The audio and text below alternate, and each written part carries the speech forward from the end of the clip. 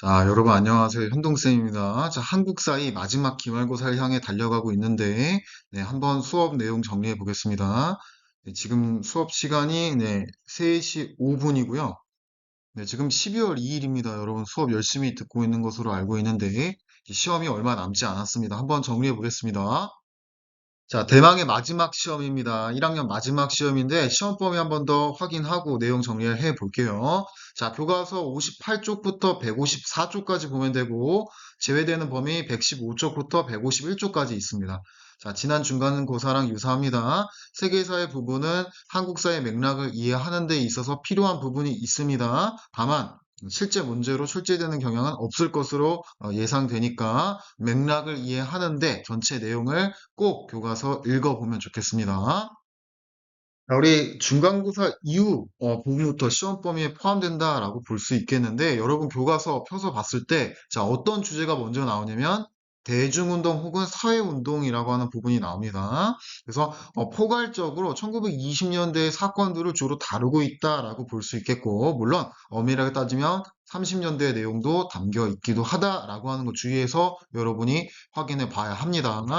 자, 우리가 일반적으로 대중운동 소작운동, 노동운동, 이런 부분들을 처음에 다뤄봤었습니다. 이후에 또 다른 대중운동의 범위들이 있습니다. 자, 일반적으로 소작쟁이는 암태도 소작쟁이가 있죠. 암태도라고 하는 지역에 소작인들이 많았구나라고 우리가 추론해 볼 수 있겠고, 노동운동, 네, 원산 노동자 총파업이 1929년이었던가요? 아주 크게 발생했었고 주변 지역 나아가서 해외 노동자들과 연대하는 모습도 우리가 교과서 자료로 확인했던 기억이 납니다. 자, 그런데 이러한 모습들은 다 먹고 사는 문제랑 관련이 있었는데 결국에 주체가 누군지를 확인해 봤더니 다 총독부 내지 일본 제국주의였다라고 하는 걸 깨닫게 되면서 정치적인 혹은 강일적인 투쟁으로 바뀌어 나가게 된다라고 하는 특징을 여러분이 꼭 기억해 봤으면 좋겠어요. 자, 계속 보고 있는 대중운동입니다. 자, 아까 화면에서 소작쟁이, 노동쟁이 이런 것들 다뤘고요. 그걸 포함해서 대중운동입니다. 여성운동. 자, 여성의 인권이 일제강점기에 굉장히 낮았다. 그런 것을 극복하기 위해서 어떤 단체들이 보이고 있었는가? 여성해방운동으로 근우회라고 하는 단체 여러분이 떠올려 보면 좋겠고, 자, 소년운동, 천도교 계열, 특히 문정환이 어린이날을 만드는 것을 주도하고 있더라라고 하는 거 수업 중에 다뤄봤던 것 같습니다. 형평운동, 진주의 백정들 위주로 해서 평등을 추구하고 있었던 신분차별을 극복하려고 했던 운동이었다라고 하는 거 우리가 수업 중에 다루었던 것 같습니다. 광복 이전의 상황 한번 보겠습니다. 여러 단체들의 명칭들이 보이기 시작하면서 여러분이 조금 헷갈리게 되는 것으로 알고 있습니다. 자, 일단 한인애국단. 자, 누가 만들었죠? 김구 만들었고요. 김구가 이봉창하고 윤봉길 단원으로 편성해서 폭탄을 던지도록 그렇게 활동을 했었다라고 이야기했고요. 1931년에 만들어진 단체였고요. 네, 이것을 계기로 임시정부가 부흥하게 된다라고 하는 부분도 이야기했습니다. 자, 그 다음에 조선민족혁명당. 네, 김원봉 주도하에 만들어진 단체였다라고 이야기했었어요. 자, 김원봉은 이전에 의열단을 만들었던 사람이었다. 정당 활동으로 활동 명칭이나 변화들이 보이고 있다라고 했었고요. 자, 또 이것도 김구다라고 볼 수 있습니다. 대한민국 임시정부 세력들이 1940년대 충칭에 정착해서 여러 가지 활동을 하게 되는 것들을 우리가 확인을 했었습니다.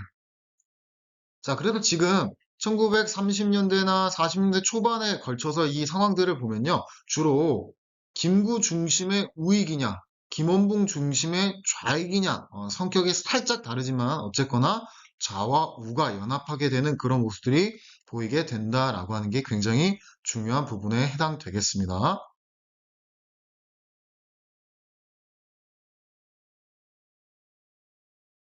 자, 여러분이 좌익 계열 활동 단체들 헷갈려 할 것 같아서 한 번 더 눈으로 보겠습니다. 주로 김원봉이 주도하고 있다라고 이야기했었죠.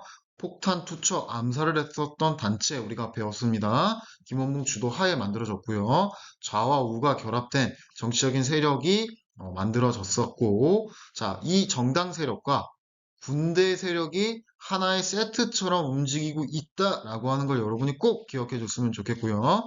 자, 이 세력이 쪼개집니다. 조선의용대가 위로 올라간 세력이 있고 남쪽으로 남하하는 세력들이 있겠습니다. 그래서 김원봉은 이 남쪽 루트를 타고 한국 광복군에 합류하였다라고 볼 수 있고요. 자, 특히 한국 광복군은 미국 OSS 부대랑 연합훈련을 하거나 일부 연합국 전선에서 싸우고 있는 모습들이 보여지고 있습니다. 굉장히 중요합니다. 임시정부의 정규군이다라고 볼 수 있겠고요. 조선의용대 화북지대 사회주의 계열 사람들이 만든 단체였다라고 볼 수 있겠는데 여기서 또 변화해서 정치적으로 조선독립동맹이 군대로 조선의용군이 만들어지게 된다라고 하는 걸 구분해 봐야 됩니다. 그러니까 은근히 조선의용대랑 조선의용군하고 헷갈릴 수 있으니까 여러분이 잘 구분해 주었으면 좋겠습니다. 조선의용대는 김원봉이 만들었던 거고 조선독립동맹은 김두봉이 만들었고 거기에 같은 조직 군대로 조선의용군이 있었던 겁니다. 느낌이 다릅니다. 네, 다시 한 번 더 정리해 보겠습니다. 1930년대 중반의 정치 세력들 보면 조선민족혁명당 혹은 이게 바뀌어서 조선민족전선연맹이 됩니다. 이런 세력이 있죠. 이들은 좌익 중심이다, 사회주의 중심이다 라고 이야기했고 한국광복운동단체연합회 정당 세력으로 힘이 합쳐져서 한국독립당이라고 부르는 세력이 있는데 이들은 우익 중심, 민족주의 중심으로 사회주의 세력들을 연합하고 있다. 그래서 좌가 중심이냐 우가 중심이냐 차이가 있을 뿐 둘 다 좌우 통합을 했었고 김은봉이 결국 어디로 갑니까? 네, 조선의용대 만들어 놓고 그 조선의용대 주력 세력들을 한국 광복군으로 끌고 가고 있기 때문에 대한민국 임시정부에서 국무부장하고 있거든요. 그러니까 결국엔 김원보 세력도 김구 세력 안으로 들어가서 좌와 우가 합쳐지는 데 힘을 합치고 있다라고 보면 되겠죠. 꼭 기억하세요. 아주 단순한 겁니다. 당과 군은 하나의 세트다라고 하는 거 기억하세요. 자, 방금 나열했던 거 한 번 더 눈으로 보면 어쨌거나 30년대 중반, 40년대 초반까지 이런 단체들이 있었다라고 하는 거죠. 정치 세력으로 각각의 위치에 가깝게 최대한 표현을 해봤고요. 네, 군대 조직도 있겠죠? 네, 세트다라고 했습니다. 정치와 군대가 세트의 개념으로 여러분이 확인해 주면 좋겠다라고 하는 거. 자, 1945년 광복 해방이 결국 찾아오게 되겠고요. 그 직전까지 존재하고 있었던 건국 준비 세력들 세 개 알아보겠습니다. 자, 대한민국 임시정부, 정치적으로 한국독립당, 군대로 한국광복군 여러분이 잘 기억해서 알아두면 좋겠고, 조선독립동맹, 정치적으로는 조선독립동맹이죠. 군대로는 조선의용군을 갖고 있었던 세트 조직이었습니다. 자, 또한 조선건국동맹, 이 조선건국동맹은 여운형 주도 하에 만들어졌던 말 그대로 건국준비 세력이었다라고 보면 됩니다. 네, 그래서 이 세 개 단체 모두 건국 강령을 갖고 있었다라고 하는 거고 가장 유명한 건국 강령이 조소왕에 의해서 만들어진 삼균주의 대한민국 임시정부의 건국 강령이었던 것이죠. 그러니까 우리가 나라를 세우면 이렇게 할 거야라고 하는 비전들을 갖고 있었던 단체였다. 그러니까 정부에 준하는 단체였다라고 표현하고 있는 거라고요. 이후에 조선건국동맹은 이름이 바뀌어서 조선건국준비위원회로 바뀌어 나가게 된다. 자, 국내에 있었던 여운형 주도하에 만들어진 활동을 하고 있는 단체, 다시 한 번 더 정리해 본다면, 조선건국동맹이라고 하는 건국준비 세력에서 이야기했었다. 요거는 이름이 바뀌어진다. 뭐로? 조선건국준비위원회로. 단체 명칭이 조금 더 구체적으로 드러나서 말 그대로 건국을 준비하겠다라고 하는 표현들을 하고 있는 것이겠고요. 자, 한 번 더. 이제는 그냥 건국 자체를 준비하는 게 아니라 이 단체인데 단체 이름 자체를 나라처럼 바꿔서 미군정이 들어와서 일본이 빠지니까 우리가 주권을 가져가야 되는데 그것이 미국한테 빼앗기는 것이 아닌 우리가 나라처럼 운영하겠다라고 하는 의지를 보여줬던 겁니다. 자, 또한 단체의 명칭이나 뭔가 표현들이 사회주의랑 관련이 있다라고 하는 걸 여러분이 캐치해야 되는데, 즉, 여운형은 중도 좌파 세력으로서 조선건국준비위원회부터 중도 우파 세력인 안지용을 끌어당겨서 어쨌거나 이 부분도 어떻게 보면 넓은 의미에서 좌우 연합, 좌우 통합, 뭐 민족 전선 뭐 이런 것들을 구축하고 있었다라고 보면 되겠죠. 자, 사진 깜빡해서 사진 한 번만 보고 갑니다. 여운형이 주도하에 만들고 있던 단체의 흐름이었다. 자, 1945년 이후의 상황들을 한번 정리해 보겠습니다. 자, 앞서 단체 이름 바뀌어 나가는 거 봤습니다. 여운형 주도하에 만들어졌던 조선건국동맹이 조선건국준비위원회로, 조선건국준비위원회가 조선인민공화국으로 단체 이름을 바꿨습니다. 왜 그렇다고 했죠? 네, 국내에, 남쪽에 미군정이 진주한다라고 하는 소식이 전해지니까 단체 이름을 나라처럼 바뀌었지만 단체 세력으로 인정받지 못했고 결국에 미군정이 들어온다라고 하는 건 북쪽 지역에는 소련 군대가 들어와서 간접 통치를 하게 될 것이다 라고 하는 거 볼 수 있습니다. 분명 일본 제국주의 시대 일제강점기는 끝났는데 다른 외세가 들어와서 우리를 간접 통치하고 있음을 볼 수 있겠고요. 그래서 결국에 이후에 나라 어떻게 운영해 나갈 거냐라고 하는 논의들이 가장 중요한 문제였는데 그러한 문제들이 어디에서 나오게 된다? 모스크바 3국 외무장관 회의에서 나오게 된다. 자, 모스크바 3국 외무장관 회의에서는 크게 세 가지를 결정했다. 어떤 게 있었죠? 첫째, 임시정부를 수립하겠다.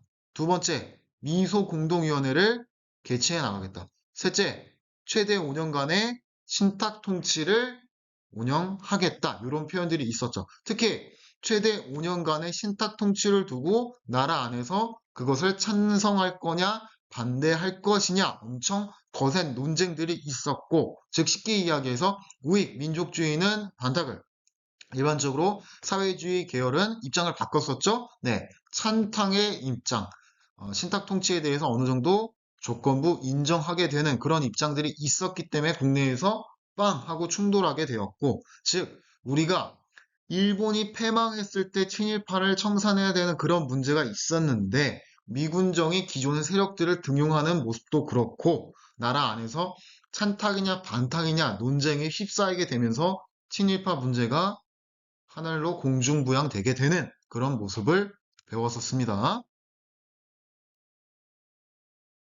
자, 어쨌거나 저쨌거나 뭐 미국은 최대 30년 내지 뭐 50년 정도 기간 동안 신탁 통치를 할 생각도 있었건만 결국에 잘 정리가 돼서 정부가 수립이 됩니다. 근데 정부가 수립이 될 때 두 개의 정부를 만들 거냐, 통일된 하나의 정부를 만들 거냐라고 하는 의견 차이가 발생하고 있었다라고 하는 거죠. 자, 쉽게 얘기해서 단독 정부를 수립하겠다. 일반화 했을 때 정리해 본다면 이승만의 정읍 발언, 남방만이라도 정부와 같은 기구체를 만들어야 한다. 유엔과 같은 경우도 결국 미국의 입김이 더 많이 작용하고 있기 때문에 선거 가능한 지역에서 선거를 해라. 즉 남쪽이 선거가 가능하니까 남쪽만 정부를 만들어라 라고 이야기하고 있는 거겠고요. 자, 통일정부 수립 대표적으로 여운형 좌우합작위원회, 김규식도 마찬가지로 좌우합작위원회. 자, 그런데 여운형 제거당했죠? 자, 그러니까 이후에 김구랑 김규식이 연합해서 남북 협상 북쪽으로 올라가서 북쪽의 대표들과 통일정부를 수립하고 외국군을 철수하고 우리 문제 자주적으로 결정하자 이런 것들을 논의하고는 왔지만 실제적으로 정책적으로 이렇게 실현되지는 못했다라고 볼 수 있겠고요. 즉 단독 정부 수립에 대해서 반대하고 있는 직전에 제주 4.3 사건 또 제주도로 병력을 이동하는 것에 대해서 거부한 여수 순천 지역의 국군들의 저항, 여수 순천 11구 사건을 여러분이 떠올려 볼 수 있겠습니다. 자, 이어서 남북 정부 수립 보겠습니다. 자, 남북 정부 수립 보면요. 자, 순서상에서 우리나라 정부가 북한보다 조금 더 빨랐다라고 볼 수 있고 약 한 달 정도의 차이를 두고 있습니다. 자, 결과적으로 여러 가지 반발과 문제점과 뭐 이야기들이 있었지만 50 총선거 실시되었다라고 하는 것은 정부가 구성되었다라고 볼 수 있겠습니다. 우리나라와 같은 경우 첫 번째 초대 정부가 처음에 국민들이 국회의원 뽑았죠? 국회의원들, 재원 국회의원들이 대통령을 선출했기 때문에 간선제다라고 보면 됩니다. 그러니까 국회의원이 구성되었다, 총선거가 열렸다라고 하는 것은 정부 구성하고 긴밀한 의미를 꼭 있겠고요. 자, 이후에 헌법 내용에 따르면 재헌헌법의 내용에 따르면 친일파를 청산하겠다라고 하는 내용을 넣어놓고 실제적으로 반민특위, 반민족행위자 특별조사위원회, 반민족행위자 처벌법이 만들어졌으나 이승만 정부의 소극적이고 혹은 방해적인 태도 때문에 잘 되지 않았다라고 배웠고요. 자, 또한 농지개혁. 자, 일반적인 농지개혁은 자본주의 우익정부 세력이기 때문에 유상매수, 유상분배 방식을 따르고 있고 가장 큰 면적의 한도가 3정보를 기준으로 하고 있다라고 우리가 배웠었습니다. 자, 한 달 뒤에 북한도 정부를 구성했겠고요. 자, 북조선 임시인민위원회. 자, 우리로 치면 국회와 같은 역할을 하는 기구, 기관이 있었다라고 보면 되겠고, 자, 또한 북한도 결국엔 국가를 운영하는 데 있어서 필요한 건 경제적인 부분이기 때문에 토지 개혁을 실시해서 오정보 면적을 한 개로 해서 가장 넓은 면적의 단위로 해서 땅을 분배하게 되는 무상 분배의 무상 배분의 방식을 우리가 확인해 볼 수 있습니다. 무상 몰수, 무상 분배의 방식을 볼 수 있죠. 자, 또한 남한에서 진행하고 있는 농지 개혁과 같은 경우 농사 지을 땅에서만 한정하고 있기 때문에 그 명칭이나 그 개혁하고 있는 내용에서도 다를 수밖에 없다라고 하는 거. 자, 다음으로 이어서 유교전쟁 알아보도록 하겠습니다. 자, 지금 유교전쟁은 결국 남과 북이 이념 차이를 극복하지 못하고 전투를 벌이게 되었다라고 볼 수 있겠고요. 뭐 쉽게 이야기해서 우리 내부 안에 문제가 있을 수도 있겠다라고 볼 수 있겠지만, 자, 밖에 문제도 있습니다. 미국하고 소련의 대립이라고 하는 냉전, 거시적인 시각을 여러분이 잃지 않아야겠고요. 직접적으로는 에치슨 선언과 같은 혹은 휴전선 인근에서 충돌과 같은 부분도 여러분이 기억을 해주었으면 좋겠네요. 자, 일반적으로 유교전쟁의 전개 과정은 4단계로 구분해 볼 수 있고요. 자, 일단 북한군이 쳐들어오게 되는 남하하게 되는 과정을 여러분이 기억을 해보시도록 하고요. 자, 그 다음에 자 역전의 기회가 오게 됩니다. 인천 상륙 작전을 통해서 서쪽 길목으로 올라가게 되고, 자 우리가 서울 수복 나아가서 압록강까지 진격하게 되는 부분을 여러분이 기억해 보도록 하고요. 가장 중요한 부분입니다. 자, 나아가서 자, 우리가 압록강까지 진출하게 되니까 북한이 완전 밀려버렸죠. 중국군이 개입하게 되면서 우리가 무조건 밀려 나오게 되는 모습들이 보이게 되는데 우리가 그것을 일명 일사후퇴라고 부르고 있습니다. 자, 결과적으로 이 전선이 38선 인근에서 왔다 갔다 가게 되고요. 영화 고지전에서 이 모습이 잘 표현되어 있겠습니다. 결과적으로 3년간의 전쟁 끝에 휴전, 종전 아닙니다. 쉬도록 하게 되는, 잠깐 일시적으로 멈추게 되는 모습이 보여지게 됩니다.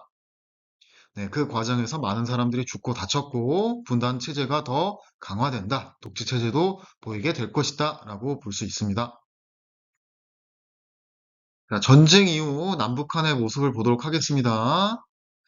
자, 이승만 정부는 헌법을 고쳤어요. 헌법을 왜 고쳤냐? 결국 독재하려고 하는 거죠. 자, 발췌기원 전쟁 중에 비상사태를 활용해서 대통령을 한 번 더 하기 위해서 간선제에서 직선제로 바꿨죠. 근데 국민들이 뽑아줬습니다. 대통령 또 당선됐고요.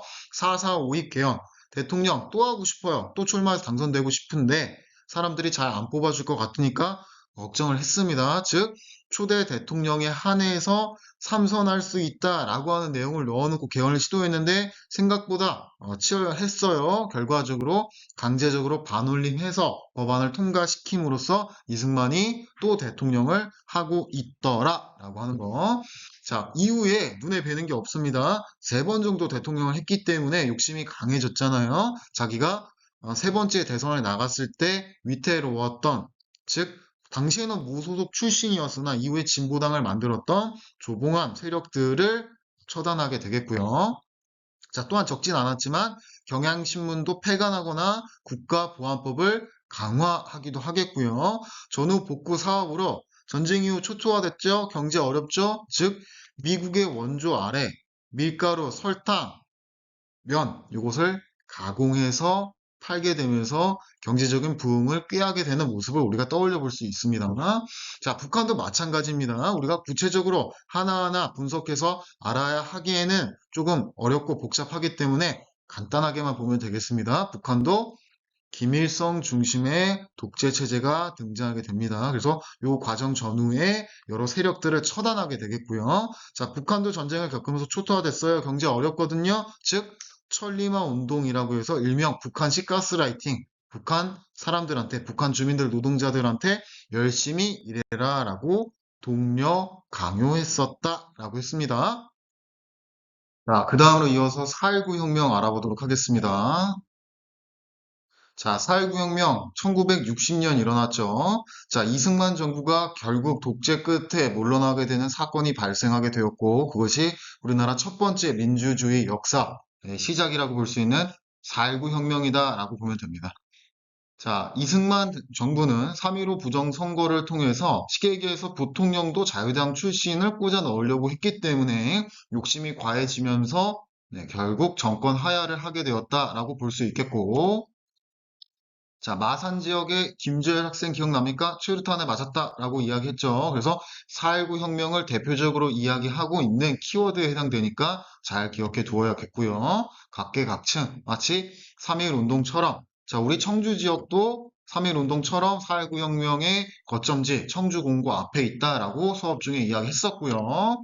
네, 마지막에 대학교 교수단이 시위에 참여하면서 결국 이 분위기, 지식인들도 모두 반대하고 있기 때문에 이승만이 하야하게 되더라. 오늘날로 치면 뭐 재판을 받거나 뭐 징역형을 살겠지만 과거에는 하와이로 물러나게 되면서 어느 정도 사태가 수습되었다라고 볼 수 있고요. 일시적으로 허정 과도 내각 수립됐다가 장면 정부가 출범이 되면서 뭔가 정리가 되어 나가죠. 그렇지만 장면 정부는 임시적인 성격들을 갖고 있었기 때문에 실효적인 실제적으로 강한 힘을 갖고 있진 못했다라고 볼 수 있겠습니다. 자, 다음 박정희 정부 보겠습니다. 자, 결과적으로 1961년 5월 16일 군사정변이 일어났죠. 국가재건 최고회의, 중앙정보부 뭐 이런 것들을 활용해서 군인 출신이 말 그대로 최고 권력자로 부상하게 되는 모습들을 봤었고, 우리 수업 중에는 마치 고려시대 무신정변처럼 교정도감과 같은 기구에서 국가를 모두 결정하게 되는 그런 상황들을 우리가 떠올려 보면 된다라고 했습니다. 자, 결국에 이후에 대통령 선거 나가서 당선됐잖아요. 자, 대표적인 당시 초반기의 성과들 혹은 일들을 정리해 본다면 한일 협정 체결됐죠. 그래서 이 과정 속에서 반성이나 사과의 의미도 없었고, 자, 일부 돈을 받게 되는데 배상과 보상이 아닌 차관 혹은 일부 돈을 그냥 받게 되는 형태로 한일 협정, 한국과 일본이 다시 외교 관계를 수립하게 되었다. 자, 또한 베트남 파병. 자, 마찬가지로, 자, 한일 협정이든 베트남 파병이든 미국의 요청하고 관련되어 있죠. 미국이 아시아권에서 자신의 영향력을 발휘하는 데 있어서 한국의 도움이 필요했다라고 볼 수 있겠고요. 자, 마찬가지로 또 뭐가 마찬가지냐? 베트남 파병도 일부 차관 형식으로 돈을 받아오게 되면서 이것이 박정희 정부 시기의 경제개발 추진과 연결된다라고 하는 거. 자, 박정희 정부도 앞서 이승만 정부처럼 삼선 개헌에 성공해서 장기 독재의 방식으로 나아가게 된다. 이게 어떻게 보면 박정희 정부의 1단계 혹은 1절입니다. 한 번 더 합니다. 더 갑니다. 자, 다음으로 이어서 박정희 정부의 2단계 2절 보겠습니다. 즉, 우리나라 역사상 가장 강력한 대통령제의 모습이 보인다라고 했고, 그것이 우리가 일반적으로 이야기하는 박정희 정부 시기의 유신체제, 유신정부, 유신헌법을 지칭하고 있습니다. 네, 지금 분위기가 바뀌었어요. 냉전이 풀려나가고 있거든요. 닉슨 독트린, 미국 대통령이 아시아에 대한 군사적인 개입을 하지 않겠다. 아시아의 일들은 스스로 결정해라. 이런 표현들을 하고 있기 때문에 미소 냉전이 풀렸다. 자, 마찬가지죠. 박정희 정부도 남북이 대립하고 있는 그 구조도 미소 냉전하고 유사한 거잖아요. 근데 큰 국가들이 그 분위기를 푸니까 마찬가지로 남과 북도 뭔가 접촉을 하거나 서로 친하게 지내려고 하는 모습의 일부가 보이게 되는데 그게 7.4 공동성명이다. 뒤에서 통일정책할 때 또 나오긴 합니다만. 자, 어쨌거나 분위기가 풀려나니까 국민들은 불안감을 느끼게 되고 그 불안감을 박정희 정부는 어떻게 이용했다? 자신의 체제를 강화하는 유신 헌법을 쉽게 통과시켰다라고 볼 수 있겠죠. 유신 헌법 내용에 따르면 대통령이 국회를 간섭할 수 있고 나아가서 사법부의 인사권을 장악하고 있는 모습들, 또 국민의 기본권을 침해하게 되는 뭡니까? 긴급 조치의 내용도 우리가 다뤄봤었습니다. 네, 우리나라 역사상 가장 비정상적이고 권위적인 헌법의 모습이었다. 자, 결과적으로 강한 반대 시위들이 있었고요. 뭐 이 과정에서 뭡니까? 장준하라고 하는 그 재야 사학자, 재야 언론인이 죽게 되는 일도 있었다라고 수업 중에 뭐 일부 이야기했던 것 같고요. 자, 결과적으로 끝까지 물러나지 않고 자기의 권력을 유지해 나갔기 때문에 12.6 사태가 발생해서 중앙정보부장 김재규가 갑자기 암살을 하게 되더라. 결국 죽었으니까 정권을 그대로 유지하지 못하더라라고 하는 거.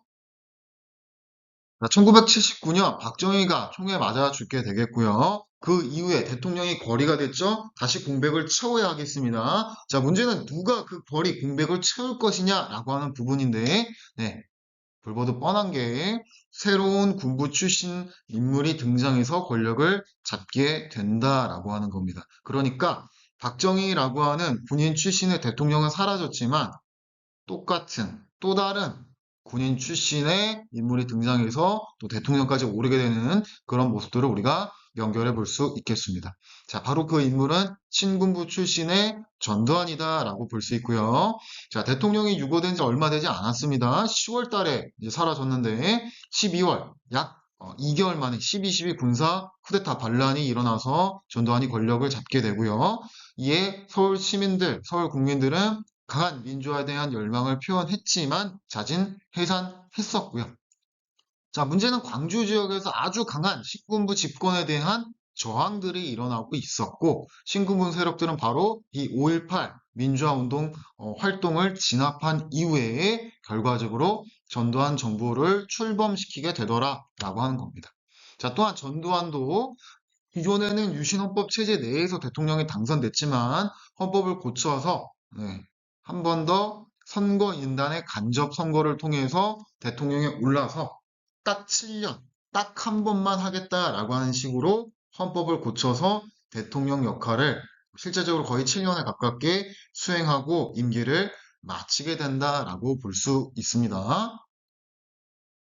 자, 우리가 뭐 5.18에 대해서 구체적으로 다루진 않았습니다만, 자, 5.18 하면 뭐 광주, 뭐 금남로, 전남도청, 뭐 이런 키워드들, 계엄군, 뭐 이런 거 잘 기억을 해보면 좋겠고요. 자, 왜 5.18 이야기했냐?